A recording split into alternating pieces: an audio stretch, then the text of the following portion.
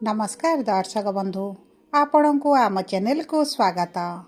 यह 2026 वर्षर प्रथम अमावास्या बा त्रिवेणी अमावास्या बा माघ अमावास्या जानुआरी मास 18 तारिख रविवार दिन पड़ापी जाऊँगी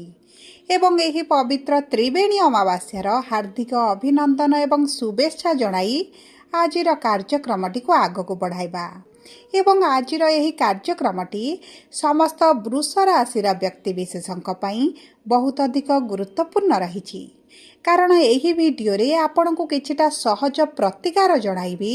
जहाँ यही अपूर्व संजोग आपण करिबा द्वारा आपण कुंडलीर अधिकांश दोष गुड़िक दूर हो आपणकर जदि किछि दशा महादशार खराब प्रभाव पड़ी ताहा मध्य दूर हो किंबा आपणकर चंद्र जदि कुंडली रे खराब स्थिति रे अछंती ताहार प्रभाव मध्य आपणकर दूर हो बहुत गुड़िए मनस्कामना मनोवांछा मध्य आपणकर पूरण हो कारण यही अमावास्या दिन सूर्य चंद्रमा एकत्र मकर राशि रे विराजमान हेबे एवं ज्योतिष शास्त्र अनुजाई यह एक स्वर्णिम संजोग अटे जहाँ दीर्घ 69 वर्ष पर 2026 प्रारंभ होबाकू जाउछि एवं यही संजोगटी धन लक्ष्मी वैभव को वृद्धि करने सहित बहुत गुड़िए मनस्कामना मनोवांछा को मध्य पूरण करिथाए किंतु सूर्य चंद्र मकर राशि रे जो प्रवेश करुछंती एवं मकर राशि स्वामी जेहेतु शनिदेव अटंती जी हेउचंती कर्म एवं धर्मर कारक सेथिपाई यही अमावास्या रे किछिटा विशेष प्रतिकार आपनकु करिबाकू पड़िबो जहा कले आपणकर आर्थिक समस्या मध्य धीरे धीरे दूर होइजिबो सेथिपाई समस्त वृष राशि व्यक्तिविशेष माने आपण यही वीडियोटी को शेष पर्यंत देखंतु एवं आपणकर नक्षत्र अनुजाई कौन करबाकू हेबो यही त्रिवेणी अमावास्या दिन यही वीडियो रे विस्तृत भाव रे आपणकु जणाइबी किंतु वीडियोटी आरंभ करने पूर्वरु जदि आपणकर भी वृष राशि होइथाए एवं आपण भी ईश्वर को आंतरिक भक्ति एवं विश्वास करती तेबे वीडियोटी को लाइक करंतु कमेंट बॉक्स रे जय जगन्नाथ जय माँ लक्ष्मी अवश्य लिखि दियंतु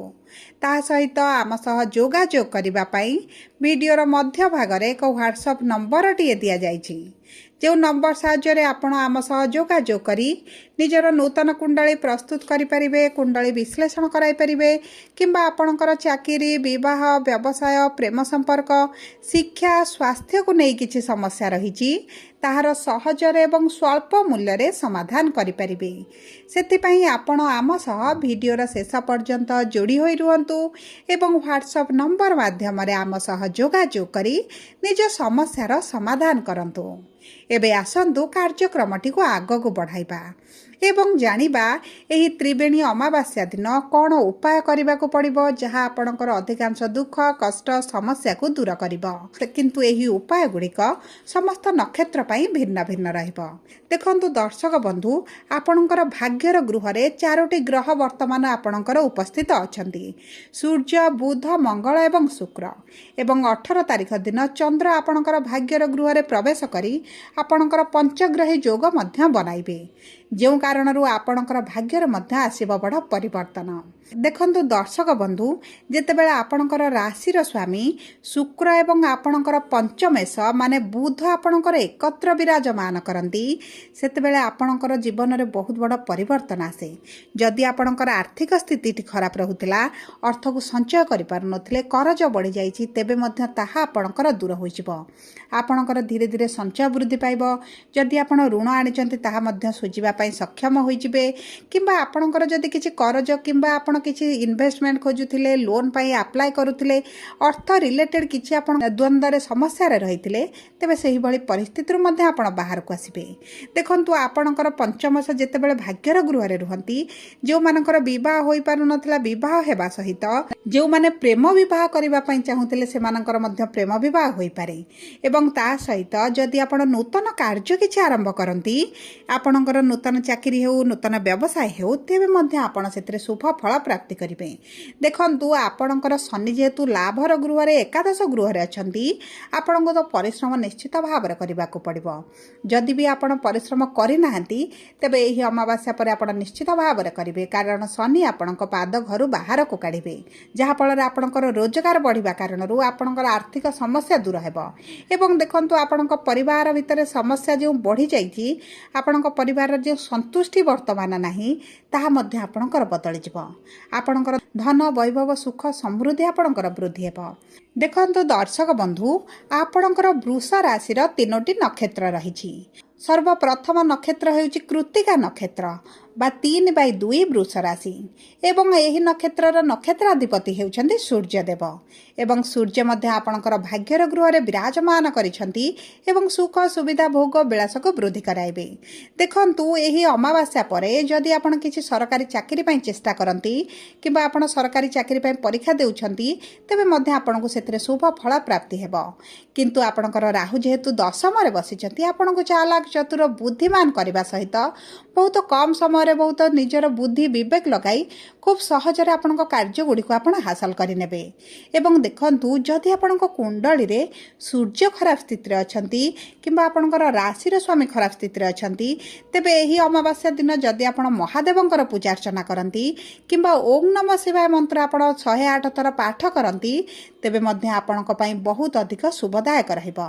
ତାହା ସହିତ ଦେଖନ୍ତୁ, ଆପଣ ମହାଦେବଙ୍କ ମଧ୍ୟରେ ଜଳ ଅର୍ପଣ ଯଦି କରିବେ, ତେବେ ମଧ୍ୟ ଆପଣଙ୍କୁ ବହୁତ ଅଧିକ ଶୁଭ ଫଳ ପ୍ରାପ୍ତି ହେବ। ଏବଂ ଯେଉଁମାନଙ୍କ କୁଣ୍ଡଳୀରେ ପିତୃଦୋଷ ରହିଛି, କାଳସର୍ପ ଦୋଷ ରହିଛି, ଗ୍ରହଣ ଦୋଷ ରହିଛି, ଶ୍ରାପିତ ଦୋଷ ରହିଛି, ଏହିଭଳି ବହୁତ ଗୁଡ଼ିଏ ଦୋଷ ଯଦି ଆପଣଙ୍କର ରହିଛି, ତେବେ ମଧ୍ୟ ସେହିସବୁ ଦୋଷ ଗୁଡ଼ିକ ଆପଣଙ୍କର କ୍ଷୟ ଯିବ। ଦେଖନ୍ତୁ, ଚେଷ୍ଟା କରନ୍ତୁ ଆପଣଙ୍କର ପିତୃଦୋଷକୁ କାଟିବା ପାଇଁ ଆପଣ ଅଶ୍ୱସ୍ଥ ବୃକ୍ଷ ମୂଳରେ ସୋରିଷ ତେଲର ଏକ ଦୀପଟିଏ ଲଗାଇ ଅଶ୍ୱସ୍ଥ ବୃକ୍ଷକୁ ପରିକ୍ରମା କରି ନିଜର ଇଷ୍ଟ ଦେବତାଙ୍କ ସ୍ମରଣ କରିଲେ ଆପଣଙ୍କର ବହୁତ ଗୁଡ଼ିଏ ପିତୃଦୋଷର ଯେଉଁ ପ୍ରଭାବ ଗୁଡ଼ିକ ରହିଛି ତାହା ମଧ୍ୟ କମିବା ଆରମ୍ଭ ହୋଇଯିବ। ଏବଂ ଦେଖନ୍ତୁ, ଆପଣ ସୂର୍ଯ୍ୟଙ୍କୁ ପ୍ରାତଃ ସମୟରେ ଜଳ ଅର୍ପଣ କରିବା ସମୟରେ ଆପଣଙ୍କର ଜଳରେ କିଛିଟା କଳା ତିଳ, କଳା ରାଶି ମିଶାଇ ପିତୃପୁରୁଷଙ୍କ ନାମରେ ଯଦି ଆପଣ ଜଳ ଅର୍ପଣ କରନ୍ତି, ତେବେ ମଧ୍ୟ ଆପଣଙ୍କ ପାଇଁ ବହୁତ ଅଧିକ ଶୁଭଦାୟକ ରହିବ। ପୂର୍ବପୁରୁଷଙ୍କର ଆଶୀର୍ବାଦ ମଧ୍ୟ ଆପଣ ଲାଭ କରିବେ ଏବଂ ଆପଣଙ୍କର ଯେଉଁ କାର୍ଯ୍ୟଗୁଡ଼ିକ ଅଟକି ରହିଥିଲା, ସେହିସବୁ କାର୍ଯ୍ୟଗୁଡ଼ିକ ମଧ୍ୟ ଆପଣଙ୍କର ପୂରଣ ହୋଇଯିବ। ଆପଣଙ୍କ ଭୋଗ ବିଳାସ ଐଶ୍ୱର୍ଯ୍ୟର ଯେଉଁ ବାଧାପ୍ରାପ୍ତ ହେଉଛି,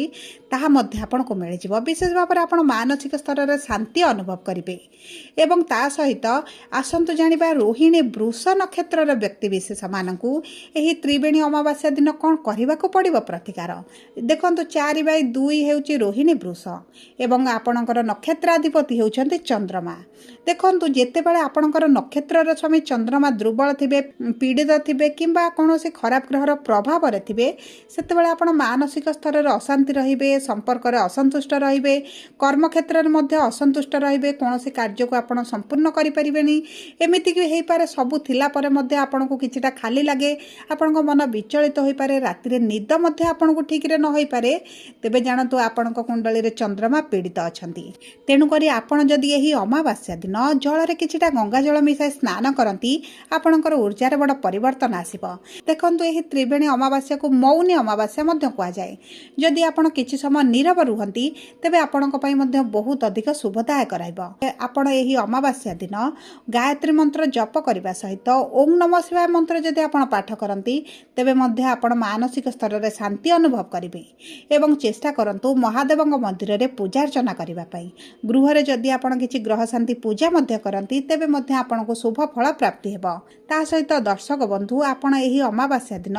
ଯଦି କିଛି ଚିନି, ଧଳା ଜାତୀୟ ଜିନିଷ, କ୍ଷୀର ଯଦି ଆପଣ ଦାନ କରିଦିଅନ୍ତି ଗରିବ ଲୋକମାନଙ୍କୁ, ତେବେ ମଧ୍ୟ ଆପଣଙ୍କ ପାଇଁ ବହୁତ ଅଧିକ ଶୁଭଦାୟକ ରହିବ। ତା ସହିତ ଯଦି ଆପଣଙ୍କ କୁଣ୍ଡଳୀରେ କିଛି ମାଙ୍ଗଳିକ ଦୋଷ ଭଳି କିଛି ସମସ୍ୟା ରହିଛି, ତେବେ ମଧ୍ୟ ଆପଣ ଗରିବ ଲୋକଙ୍କୁ ଖାଦ୍ୟ ଦାନ କରିବା ସହିତ ଆପଣଙ୍କର କଳା ରଙ୍ଗର ବସ୍ତ୍ରଟିଏ ଦାନ କରନ୍ତୁ, ଆପଣଙ୍କ ପାଇଁ ଶୁଭଦାୟକ ରହିବ। ଏବେ ଆସନ୍ତୁ ଜାଣିବା ତୃତୀୟ ନକ୍ଷତ୍ର ବା ମୃଗଶିରା ବୃଷ 5/2 ବୃଷ ରାଶିର ବ୍ୟକ୍ତିବିଶେଷଙ୍କର ନକ୍ଷତ୍ରାଧିପତି ହେଉଛନ୍ତି ମଙ୍ଗଳ ଏବଂ ଆପଣଙ୍କର ମଙ୍ଗଳ ମଧ୍ୟ ଭାଗ୍ୟର ଗୃହରେ ବିରାଜମାନ ହୋଇଛନ୍ତି। ତେଣୁକରି ଆପଣଙ୍କର ଯେଉଁ ଆର୍ଥିକ ସମସ୍ୟାଟି ରହିଛି, ଆପଣଙ୍କର କର୍ମକ୍ଷେତ୍ରରେ ଆପଣଙ୍କ ମାନ ସମ୍ମାନ ହାନି ହେବା ସହିତ